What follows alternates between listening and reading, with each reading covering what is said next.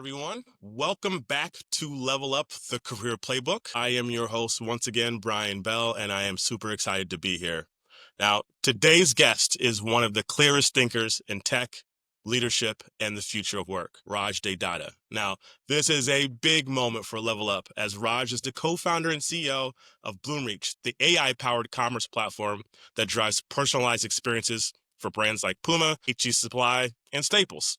He's also the best-selling author of The Digital Seeker. That's a best-selling book that redefines how companies should build for what people actually want, not just what they click for. Now, here's why this conversation matters. Raj started Bloomreach back in 2009, and he's still the CEO. Now, where most founders tap out or flame out, he's quietly built one of the most enduring, culture-rich, and truly AI-native companies in Silicon Valley. So today we're going to talk about why the best employees aren't who you think they are, how to build teams at scale, even when you're not in the room, the rise of consequential AI and what separates it from the AI hype, and how to future-proof your own career when everything else around you is evolving. So if you're trying to be a sharper operator, a more impactful leader, or just stay relevant in this next wave of work, this episode is for you. Now let's get into it. All right, Raj. How are you? How the hell have you been? It's so great to see you. It's great to see you as well, Brian. Thriving as always, just as I remember.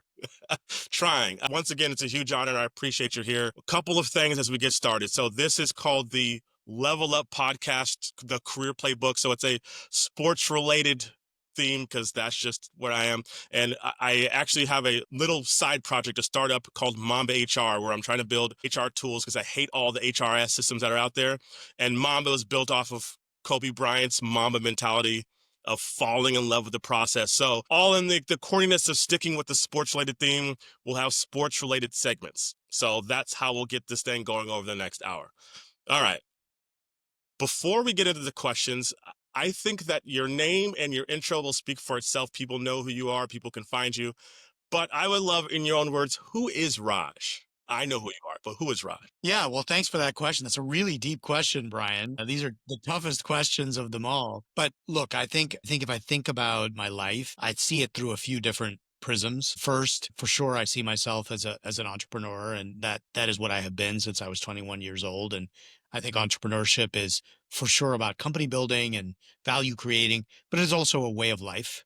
As I often joke, when I got married, now this year I'll be 25th anniversary of getting married. And I remember I was in between startups, so fully unemployed when my wife married me. And I was like, you know what? This sets perfect expectations because it's only up from here.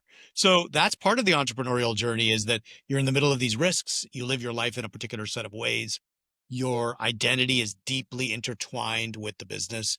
So I think entrepreneur is definitely one of those things. I'm a passionate father as well, and for sure I'm a father and husband first before everything else. And my life is dominated in thought and in activity with my kids and with my family. I have a set of passions that occupy me outside of work. Sports is a big one, so look forward to this. I'm very involved in tennis, very involved in political reform. So I have a set of causes that are a big part of my life. And more than anything else, I see myself as somebody that's set on this earth to make an impact, whether in small ways or big ways. And so that is the defining aspect of how I view my journey. That's big. And it's, from what I remember, very accurate, and it's beautiful. And to the point of impact, and to for the people listening really quick, I worked for Raj now coming up on 12, 13, 14 years. It was a while ago. And one of the first things I remember you saying, Raj, to the group when we had it all hands was, I want, when you work at Bloomreach, for it to be the most impactful place in your career. And Raj, I use that every place I've been since. That sticks in the top of my brain. And it absolutely was. I'm still very close to so many of the Bloomreachers, and I don't know the magic you have at Bloomreach, but you have created some of the best people, and you've created some great leaders, and you absolutely created the impact, because it has been the most impactful in my career as well. Thank you for saying that, Brian. And what's crazy is 15 plus years in, we still say that. Nothing has changed in that regard. And I think that's a really worthy mission. Companies are about the problems they solve and the mission they have, but they're as much about the at this point, thousands of people that have come and gone from Bloomreach. And I think it's very much a legacy of the company. Yeah, that speaks volumes to who you are inside and outside of work, and that stuck with me, and I appreciate that. And like I said, I use it. All right, let's get to the first segment. It's called the pregame. So we're going to talk about your foundational years. What are some frameworks that kind of kicked you off and who you are? All right. You got a BSE from Princeton, an MBA from HBS. I remember you had experience in banking, big tech. You've done startups. You've done it all. What part of your journey, even at maybe if it's high school, I don't know, but what part of all of this journey, especially the early years, shaped you the most? And what do you think you would skip in hindsight if you could go back? Yeah, I did a few things. If I think back to high school, and I grew up in the Philippines and I went to an international school in Manila. And so when I think to where I am today and what mattered from those earlier days, first, I lived in a very international environment. Like I worked with people from I went to school with people from all around the world. I had the good fortune of living in this very international community, of never really being from anywhere, but at the same time being from everywhere. And that today, when I think about the company that I run, the community that I'm in, it's an incredibly international community. And I'm very comfortable with that. And that upbringing, I think, helped a lot in that regard. I did a few things that outside of academics that were very formative. First, I played a lot of tennis, which is an individual sport that is incredibly difficult, mentally grueling, a lot of problem solving, and very alone. And as much as I hate to say it, that is a lot about the entrepreneurial journey as well. And so I think it prepared me for that. I did a lot of public speaking and, debating and extemporaneous communication. And I learned later on in life that, and I would say this today, that high schools, colleges, the one thing they don't teach you that might be the most important thing for your life is how to communicate. There are no courses in that. There are no requirements in that. But I happened to do it and I was lucky because I think later on in life it served me incredibly well. And finally, like I had the opportunity early on to come to the US. And I don't think anything else would have been possible if I didn't have that opportunity either in those early days. To your point about tennis, I had neighbors that played tennis, and I wanted to play tennis, but it was impossibly hard. And I remember, once again, I'll reminisce a little bit about Bloomreach. We put together a ping pong tournament. I was matched up against you. And I didn't know you were a tennis player or a ping pong player. I didn't know this. So I was matched up against you and I was scared. I'm like, oh my gosh, I'm going against the CEO. I remember you had some really important meeting. You walked out of the meeting, you came, you beat me like something a lot to a little. Two games, walked back and I think did a board meeting or something crazy. I was like, oh, so he really is good. So yeah, tennis has been very impactful. All right, let's keep going there on the early years. What mindset shift or early decision that you made back then? You said you had a lot. What do you think some of that stuff from early on gave you some leverage even today? Yeah, I mean, one of the things that I was pretty much on my own from 16, 17. My parents had left the country. I was finishing high school. I was staying with friends. I was finishing up my courses. So I was just really independent, really young. And that mindset was basically a mindset of, well, it's on you. You are what you make of your day. You will. And I, at the same time as, there's always a little bit of apprehension that comes along with that. I think it gave me incredible confidence and belief, and also an incredible love of that kind of independence. And so I think that independent mindset of sort of like, no excuses, not going to blame anybody, not going to hold anybody else accountable, not going to expect anything from anyone. You are what you make of yourself. That mindset I find is important and was important at that time.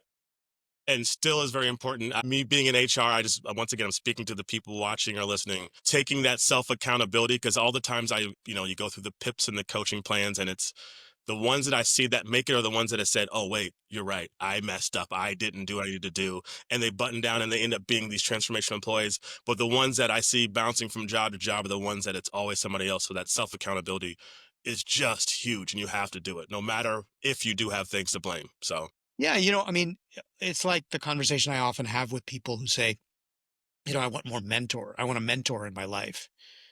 And I think if you're a truly independent, um, a self-accountable person, as you described, you don't look for one mentor because every interaction gives you some form of mentorship. You should learn something from everybody and then draw the best from all of that, build the mosaic of yourself out of that, and then be who you're going to be. Sure, you need advice, you need people who've been there before you, you need sounding boards, you need all of those things. But if you think they're going to give you the answer for who you are, you're going to be waiting a long time. Yeah, you're on the wrong path. That's a really good point. And you mentioned about beliefs kind of as you were growing up. What belief about worker success used to be true for you, but do you think might not be anymore? Well, I think one of the easiest ones to point to in that regard is that somehow success is a destination, and it just isn't. I mean, I think the evidence is super clearly in. There's actually no such thing. There's only whatever the hill is or whatever the mountain is or whatever the challenge is that you have in your own mind. And I can say that for myself. Like I might have at a certain point said, oh, well, look, if we can build a company that can employ 10 people, that would be success. Or maybe we can make $1 million of revenue. That would be success. Or maybe we could create a product that 100 customers buy. That would be success. And as though all those milestones have kind of like come and gone, there's just next ones and next ones and next ones. And that's true, not just from a company perspective, but also in life, right? Like maybe if I can buy a home, maybe if I can buy a home and a car, maybe if I can provide for my family, but everything is a moving target. And so what's super clear to me is that there is no such thing of as success as a destination. There's only the next milestone in your mind and being successful at moving towards that. And once you truly internalize that, it actually enables you to then live life on your own terms and say, I'm doing this for me. I'm not going to kid myself that it's some milestone that after which, the flowers start blooming. I struggle with that. Like I know, and like I said, we starting a company called Mamba based off of the Mamba mentality, falling in love with the process, and that's the journey, the actual process, and the day-to-day struggle. But then every other day, I'm like, but once I get this thing, it's tough. It's a Yeah. seesaw battle, I would say. But you're absolutely right, though. I mean, like to not be confused, I do think outcomes, the Mamba mentality is awesome because it's about the craft of getting better. And that is a driver. But that's not to say that Kobe didn't like making the game winning shot Okay. or, or the Lakers winning a championship. I bet that brought him quite a lot of joy. And so there's nothing wrong with outcomes, but it's also true that after winning the first championship, you want to win 2 and 3 and 4, and then you want to be MVP, and then you want to keep going from there. And so whatever he would have said success would have been early on in his life, almost certainly that changed over the course of his life. And if you know that early enough, then it doesn't prevent you from setting goals and striving to achieve those goals. But it also doesn't, you don't get confused into thinking that when I achieve those goals, ultimate happiness will be achieved, because it won't. Right. Fair. And that's very true. Because otherwise, I think your old Raj would say, because OKRs, we set those a lot. So you got to still set the goals. Right. Still have to set and beat and meet those goals. All right. Um, Let me do the next segment because I have a billion questions I have for you in the interest of time. The next one, let's going to talk about, it's called the Power Up. Let's talk about how you started building Bloomreach, leading through all that change. So as we discussed, you launched Bloomreach in 2009. How do you feel that Bloomreach has changed, their core belief has changed over the last 15, 16 years? A lot less has changed than you would think for the fact that it's been 15 years. But if I think about what the core beliefs of Bloomreach were at that time, we believed very strongly in a set of cultural practices, what we call the commitment culture now. And that was rooted at that time. You remember it probably. Many Bloomreachers remember it. It's always been a culture first company, and it's always had definition of what that culture meant. And it's always had operationalization of what that culture meant. It's not just plaque on a wall. And it's always had a vision, most impactful professional experience. So that has always been true.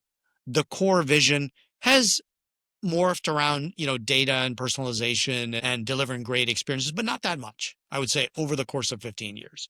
The tech has always been leading edge, and has continued to be, I think, through that period of time. What's changed a lot is just the business itself. So it's sort of like, it's like the roots of the character of the place have not changed at all, Okay. but the business dynamics have changed massively. The products we have taken to market, the business that we're now in, the customer base we serve, how we deliver value to those customers. Like all the artifacts of the business have been incredibly adaptable, which I also think is a strength of Bloomreach, which is that, if you're just sort of static, then you hit a wall and you run into a set of trees and you crash and you burn and you're done. But the world around us has changed so much that being adaptable has been one of the hallmarks of this company being as resilient as it is. Do you have a framework for adjusting that change? Because, and the reason why I asked is I remember it was early on, Google made some change to the algorithm, and we all woke up and were like, is there a company? And Yes. 2 seconds later, you guided us back to another place. Is this just instinct, or do you follow a book or some teaching or something that says this is how we're going to navigate through this and see through this change? I think I have like two guiding principles that are always in interaction with each other. One guiding principle is, where are we going? What's the vision? What are we driving towards? But the other guiding principle is, what is reality? What are we actually experiencing now? What problems do we, if we were truthful with ourselves, what's working and what's not working? Where do we really stand? And for me, the entrepreneurship journey is a beautiful counterbalancing of those two factors. And so there are days when you got to be more on one side or more on the other side. And so it's never been difficult for me to confront reality. And it's also never been difficult for me to dream. And I think what you're describing, which Bloomreach has experienced plenty of times, which is those moments where it should have died. The combination of reality and dreaming is what gets us out of that. Because without recognition, you trick yourself into thinking it's all going to be okay and it actually won't. And on the other side, without aspiration, you confront reality, but you don't know where to go next or how to motivate yourself, the team, and your ecosystem against a new destination. And so I have found that duality has been very powerful in my life and for Bloomberg. I love that. Speaking of things going wrong, what do you think something, and this is more from the leadership, the entrepreneur, the CEO mindset, what do you think something that you got wrong or Bloomreach got wrong in the early years of building it, and how did you course correct? I know there's always going to be mistakes and issues, but some fundamental strategy error or way of Yeah, I thinking. mean, you're saying like specific to people and building teams. Yes, yes. I think we did a lot of things right there, to be fair. I think we hired great people, put them in a position to succeed, built great culture, did a lot of the fundamentals pretty well. I think that when things went off was over complexifying the set of things we were trying to do. Basically underestimating execution because it was so easy for my co-founder Ashu and myself to dream up something and say, we should go do this. No, let's go do that. And pretty soon we were saying, let's do A and Z and B and D and all of these other things and not putting people in a position to succeed. So I think a lot of the missteps have been lack of focus. So the adaptability was a strength because we were able to zig and zag. But if in zigging and zagging, we were opening up branches of the tree here and there and here and there, then pretty soon you can't tell the difference about whether the strategy was a good one or whether the lack of focus set you back. And I think at times we've gotten diluted in our focus, and that's been a misstep. Were there signals in those moments where you were doing too much that brought you back? I mean, this is hindsight 2020. In the moments when you're trying to build something, when you do have to do A through Z in some aspects to build, in those moments, I'm just wondering, is there some places that people can think, here's how I know that I'm doing too much and I need to rein things in? Well, look, I think that's a great like life skill in general. I mean, so I think at a company level, that's where I feel like we have failed as a leadership team at times is putting too much on the team.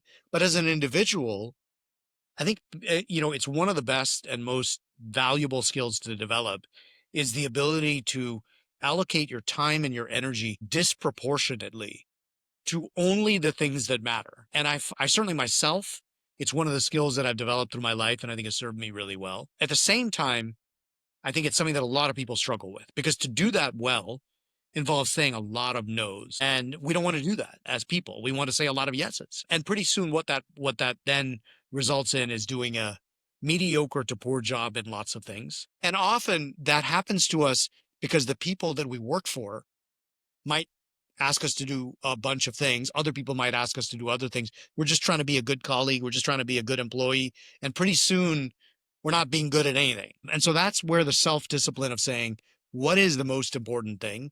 Who do I need to communicate with that I'm not going to take on these other things? It becomes a really important. Curious, something as an actual insight. If you or your leadership team goes and asks one of your employees to do something and they're getting it from all these different directions, what is the best way for somebody to say no? Because it's weird, it's hard. I wouldn't say no to my boss, let alone the CEO. It's a great question. And some of the best ways, some of the best people who have worked with and for me have ways of doing that. And I will give you some of them. Some of them will say, well, just to let you know, like that makes sense. But like, I just have these other things going on. How would you help me prioritize this? They might ask that question. Others will say, they'll just ask me questions back. Like, why are you asking me to do this? And and how important is it to you? And how does it compare to the other things that are important to you? And so they'll make me prioritize for them effectively by asking me deeper and deeper questions on the why. And sometimes there are people who are just like, look, I just want to let you know, like, I'm driving this. I don't really have a lot of bandwidth for other things. Are you sure I should be dropping this in order to do this? They'll say that. So they have ways of approaching that are different than just no. Yeah, that's good. I just think that people listening, remembering that you can do it in a nice way, because I know people don't want to say no, because then, will that put a mark on my career by saying no? Speaking of being overwhelmed, being distracted, and having a lot of priorities going on, what is your personal system on how do you reset? How do you refocus? Yeah. So first of all, like I'm best when I'm not overscheduled. So I can just say this as a CEO. I joke with people that I'm the least scheduled CEO there is. And that is something I guard my own time with incredible discipline, with a lot of help from my EA and others. I don't do one-on-ones, for example. I don't do a lot of management meetings. I try to be deliberate about what I choose to participate in doing. And that is very empowering to me because what it allows me to do is define what I think I can make the biggest impact on and spend time on that rather than the things that are on my calendar. And so I'm not that scheduled. I have what I call my like hierarchy of problems, which means I have an order and I will very actively say, you know what, this thing, it may not be going well, but it's not that important. And I'm okay if it doesn't go well. And I that's got- an active thing That's where an you, active thing. okay. Yeah, I'm very deliberate about this hierarchy. I also have a mental separation between what I call my founder job and my CEO job. And the CEO job is about running the company and achieving the numbers and growing the business and leading the teams and all the things good CEOs should be doing. But my founder job is an individual contributor job. And it is specifically, what am I going to do? Not what am I going to ask the team to do? Not how am I going to lead the team, but what are the things that I hold myself accountable for as an individual that I'm going to get done. So it might be, and those things can be all over the place. I could choose to say in a given quarter, I want to learn about crypto. I could choose to say, I need to go hire this role. I could choose to say, I got to figure out this one partnership myself. And when I say I'm accountable for it, that doesn't mean I don't get help, but it means if it didn't get done, it's on me. It's not You on someone choosing else. that then, the founder Yeah. responsibility, that's your, That's between my you and that's yourself. like my personal OKRs as an individual that I give myself on top of the company's goals or the company OKRs, which I'm responsible for too because I'm the leader of the company. But I don't see those two things as being the same. What made you come up with that? I don't think I've ever heard anybody say that. So was there a moment that said, I need to separate the founder from the CEO? It's always been how I have thought, but I think over time as I have grown in the company, if I find myself spending the usual dynamic is rarely that I spend too much time as a founder. It's usually that too much of my life is being CEO. Yeah. Am I flying around the world doing all hands meetings? Am I interviewing every new employee? And I want to be not obligated to anything other than creating value for the company. And so most of the time, as time has gone on, I've found whenever the CEO job starts crowding out my ability to individually take on things, then I will say, well, that means I need leverage. someone else needs to be doing this so that I can do the things that only I can do. Other people can go welcome new hires. Other people can go, run all hands meetings. Other people can go run sales forecasts. But I want the list of things that is in the founder category to be the set of things that is incredibly high value that only I can do. Okay. You just said that you are very protective of your time, right? And you're the least scheduled, which means then you have to have great leadership. And I think you've said before, great leaders build teams around their blind spots. So give me an example of how you've done that and how that's worked out. I mean, it's worked out incredibly well. I mean, I think that's true. I think no leadership team, every leadership team that is successful is a reflection of the deficiencies of the CEO. And if you look at my leadership team, often people will say, wow, these are like incredibly operational people. So I'll give you a specific example. One of the individuals who's been with us for 12 or 13 years is Christy Augustine, who's our COO. And She's awesome. she was there in the days you were there. And she's like a mirror image in a lot of ways. Like, I am the person who comes up with the ideas, the vision, the direction. I am the person who can go sell. I'm the person who can go communicate that. But I'm not the person who can go make all of that happen in the details. And her ability to take one of the goals that we agree on and operationalize that through a team is, in my mind, one of her special skills. And you need a level of operational rigor to make that happen that I value that I don't have. So that's an example. And that's true of, by the way, not every executive you actually need places of intersection so that you enjoy working together.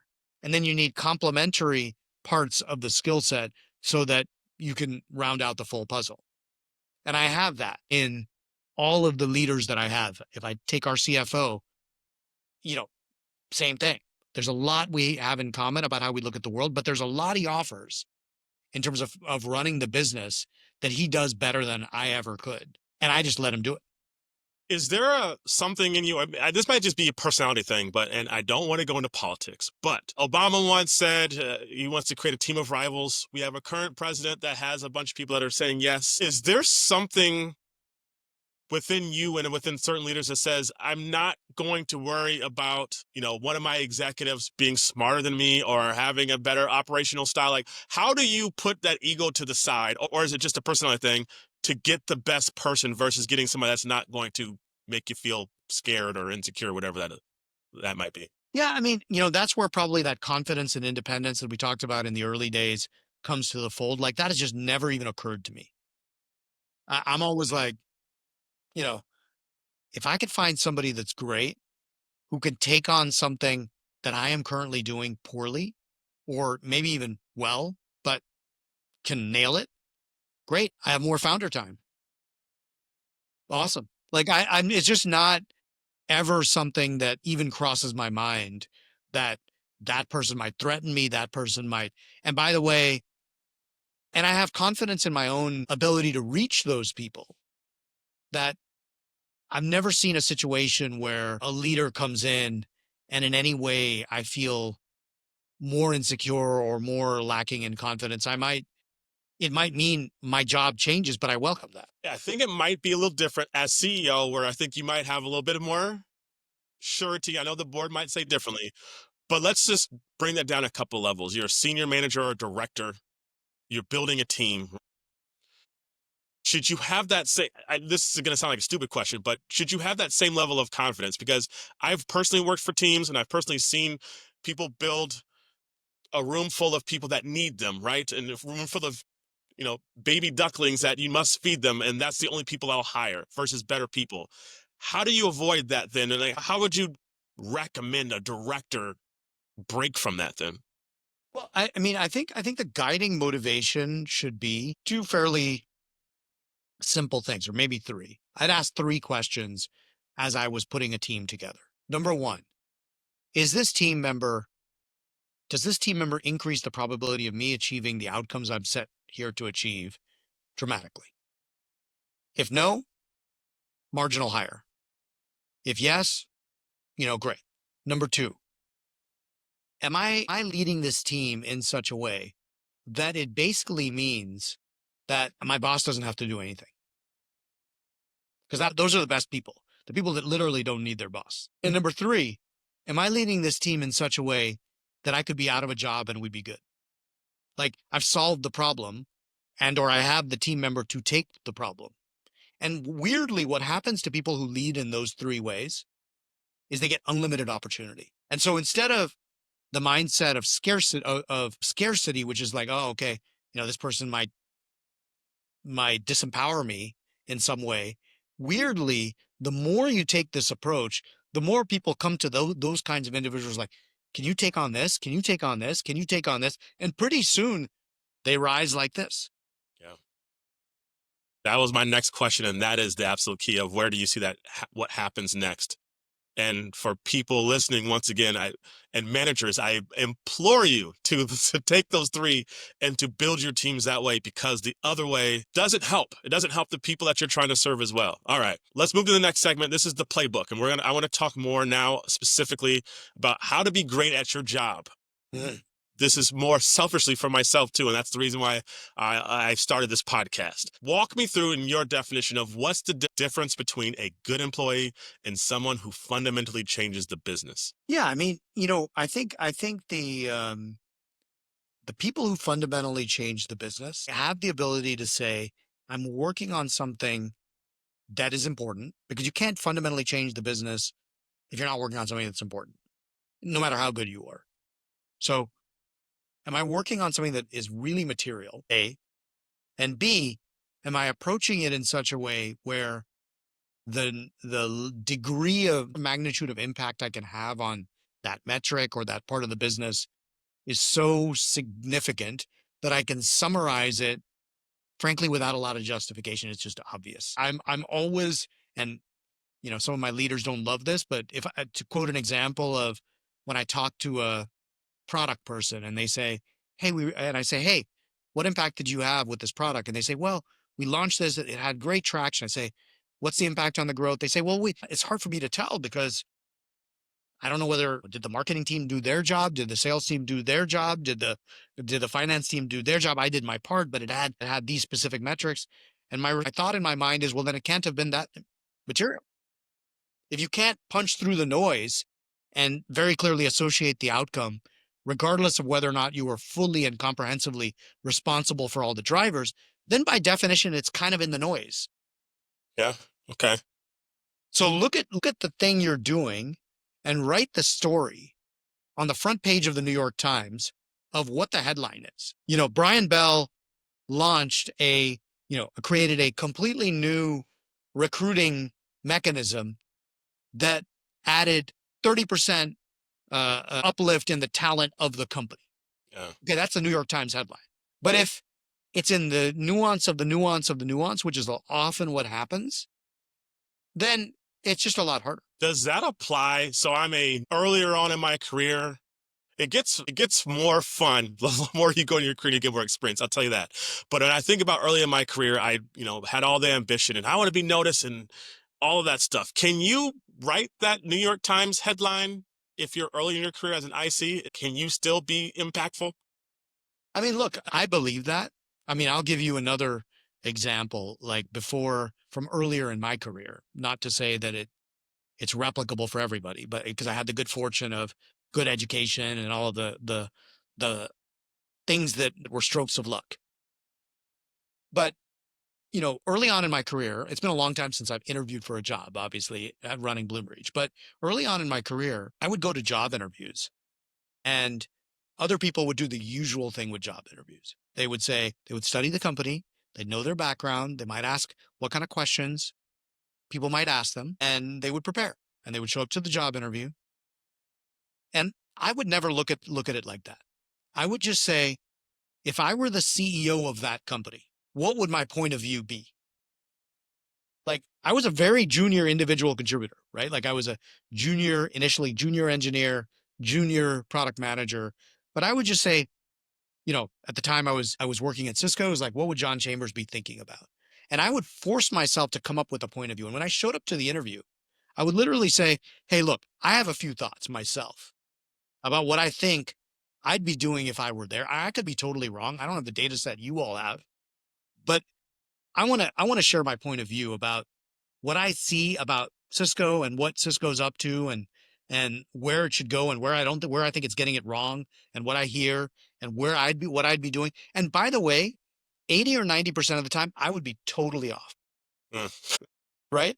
But the person on the other side would be like, this person has the chutzpah, Yeah. come in here with a point of view, with some research, and the conversation would be so interesting, so much more interesting than because they would push back on it. They'd say, what about this data? They'd be like, that doesn't make sense. I'd be like, well, what about this? And pretty soon the interview would be over. And I would usually get jobs that were 2 levels above whatever they were interviewing me for, because they'd be like, this is an interesting individual. Because of the way you approach and the way you think about, you're just not the cookie cutter guy. And so because of that mentality, that puts you levels ahead then? Because the entire interview process is about standing out. Right. Right. And so what stands out more than the dude who shows up and says, if I were the CEO of your company, this is what I'd be thinking about. Okay. Right. Whatever it might be. Now, I'm not saying this is one approach. Right. My point is, I was very junior at the time. The question is, do you have the courage to stand out? To say, I can believe that I can have that kind of impact. And I am going to push myself to ask myself what I could be doing to do that. And not put upper limits on myself to say, one day when I'm senior, I'll be able to do that. That's a mindset. Okay. I love that. And piggybacking off of that, let's just add to that. What do you think are the top 2 to top 3 or whatever, the top traits you've consistently seen in the absolute best people, manager or IC that you've hired? What are those traits besides not putting those restraints on your beliefs? Insane curiosity. Okay. Ability to scope up and scope down. What I mean by that is, they have the ability to go be very strategic, but then they have the ability to go dig really deep. So scope up and scope down. No doubt all the incredibly high EQ on all the dimensions of collaboration, leading people, working with others, etc. High degree of self-awareness. So for them to understand who they are and who they're not and be working on that, all the time. And then maybe the last one I'll say is incredible grit, persistence, stick-to-itiveness, and the work ethic that comes along with that.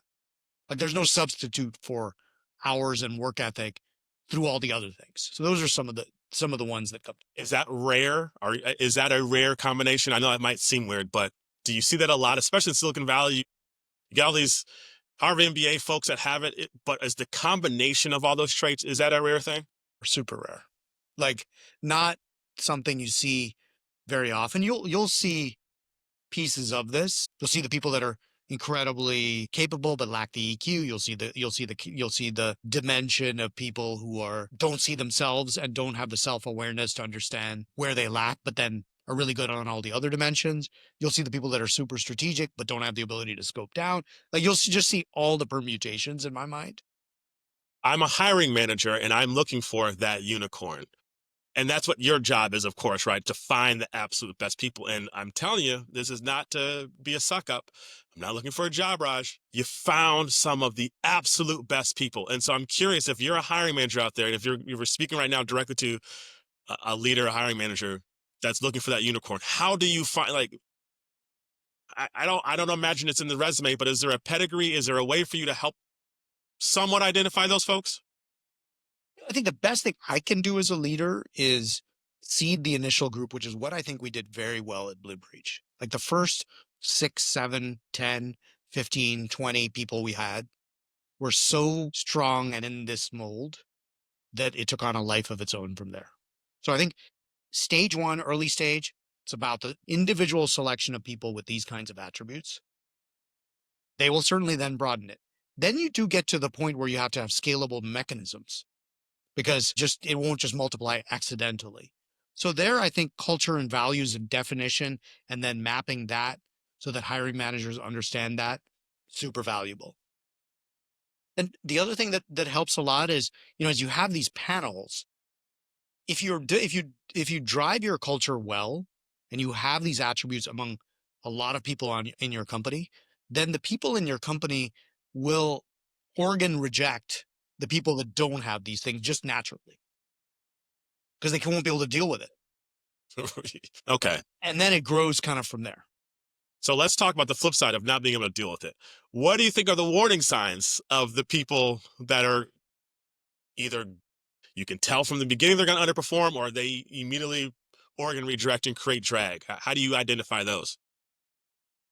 I'll just speak for myself in terms of maybe where have I made mistakes from a hiring perspective that maybe if I were to replay history, I could have avoided.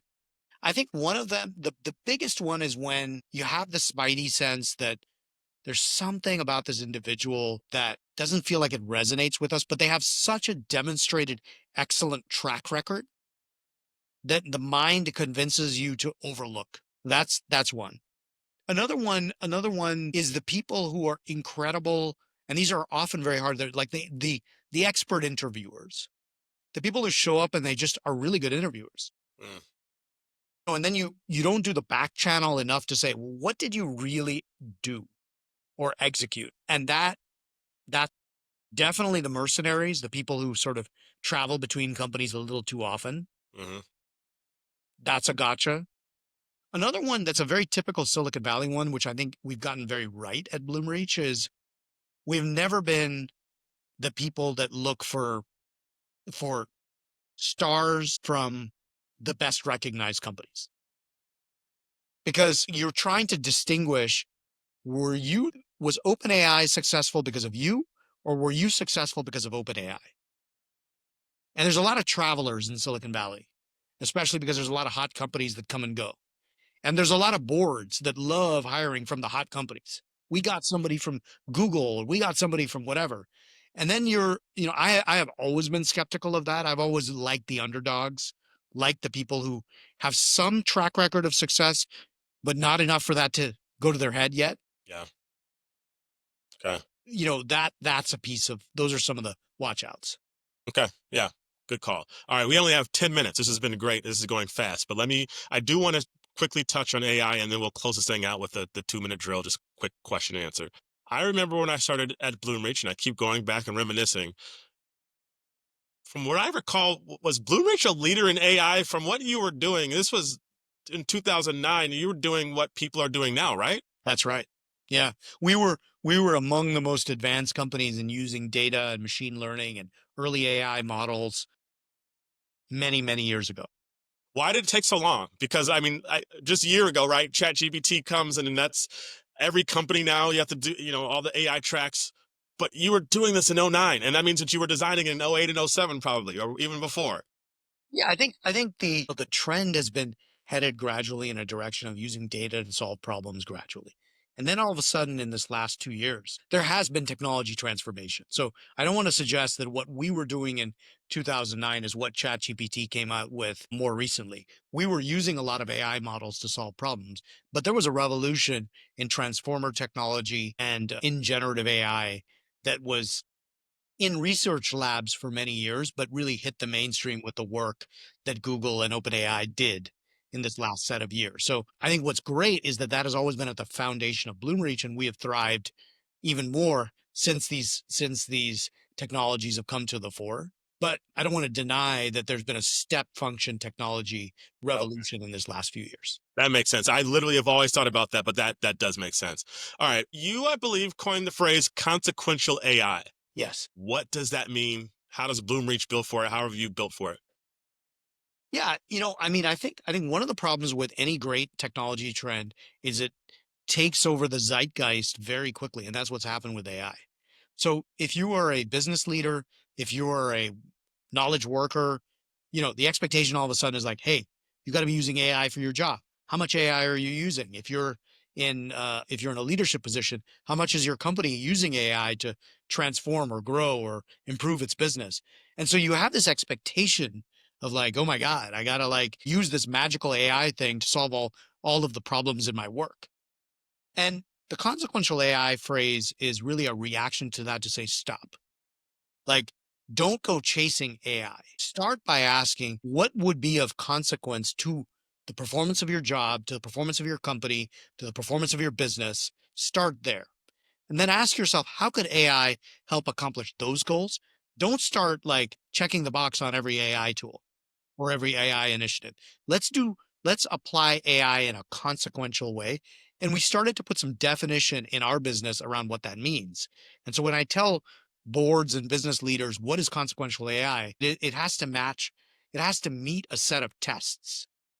And those tests are, it's either got to be profoundly differentiating to your customer experience, or it's got to be, driving double digit improvements in your top line, or it's got to be a step function improvement in your cost structure. But if it doesn't meet those tests, it's really not consequential. Ignore it. Go look for the AI that does those things. But everybody else is using it, Raj. So if we're going to get left behind, right? Exactly, just like the hierarchy of problems and prioritization, everything in my life is about picking a small number of things and trying to gain value from those small number of things, because nothing in life is about checking the box. Yeah. If you were going to design the ideal employee of 2030, 2035, so AI, now we've figured out how to implement it into workplace. People are more well versed on how to use it and when to use it. If you were designing the ideal employee, what would that look like? What would they be able to do? Yeah, to me, the ideal employee, and I've written about this, is I might call that person a computational generalist. And what does that mean?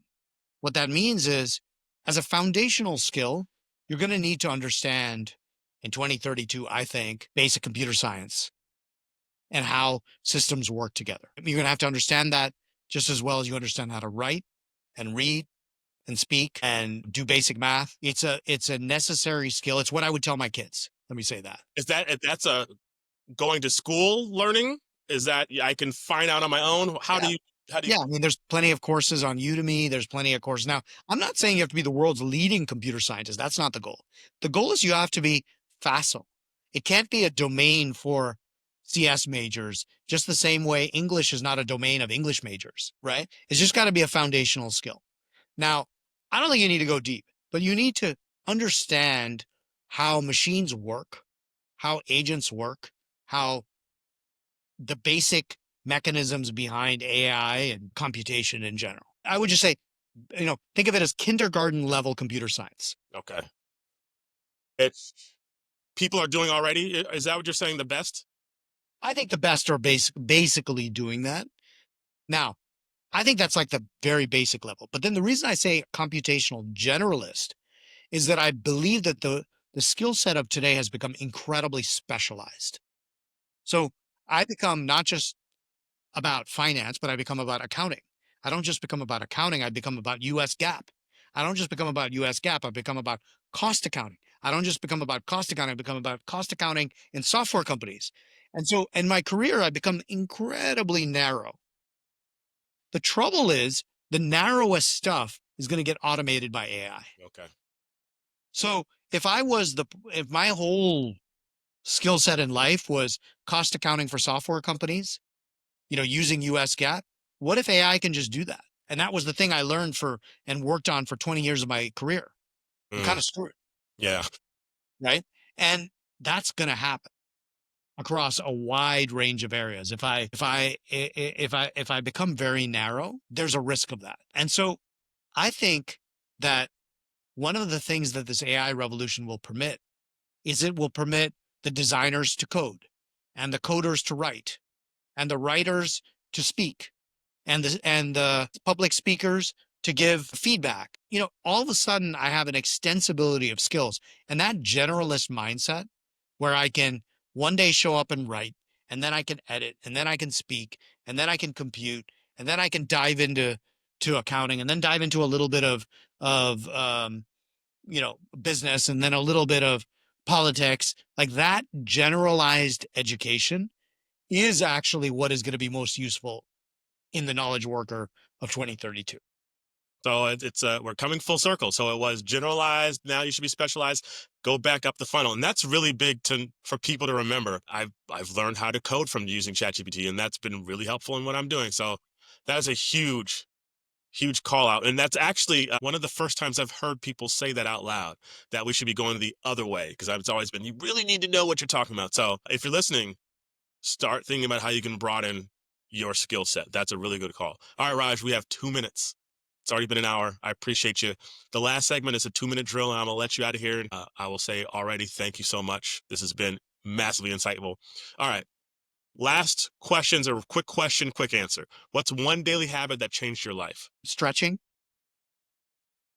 at this age, I think just like keeping a little bit of limber and a couple of minutes of just having the body be healthy has gone a long way. Okay. One weird or unexpected personal rule you follow as CEO. I think it's what we talked about earlier, which is just having large fractions of my day be empty. Okay. One book you gift more than any other, or you recommend more than any other. Boy, I like 0 to 1, which I think is a great book for early stage entrepreneurs. I like Shoe Dog, which is a story of grit and perseverance. On the fiction side, I like a book called Midnight's Children, which is an old Salman Rushdie book. Lots of recommendations. Last question. What's one thing you would tell your 25-year-old self? Get started earlier. Don't keep accumulating jobs and experiences. Certainly in this entrepreneurial journey that I have been on, the best thing I've done is just do it.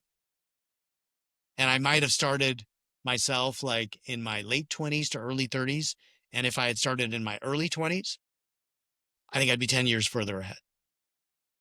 Actually, I lied. Last question, because this is a selfish one around HR. Is there one function or tool or something from HR that you wish you existed that we in HR could be doing better, or a tool that could exist from the HR lens? I think from an HR lens, I think there's a really rich opportunity to connect HR with business impact. HR has been this discipline that is about people, as if people and business impact are two unrelated things. Like the business runs and we support the people. Instead of we support the business and people are our vehicle by which we do it. So I think there's just a lot more that needs to be done to connect people and business impact. That's a deeper conversation. I can have another hour with you on that one. All right. It's that time. I appreciate you. This was thought provoking. We talked about it all. If people want to find you, I will link all that. You're easy to be found. Is there anything else that you want to talk about, or plug about Bloomreach that you want to give before we get out of here? All good, Brian. Thanks. It's always great to talk to you, and I'm glad you're doing so well. All right. Thank you so much, Raj. I appreciate you. Good talking to you, and I'll be around. Thanks, everybody, for watching. This is the Level Up Playbook. Talk to you, everybody, later. Bye, Raj. Thank you. Seriously.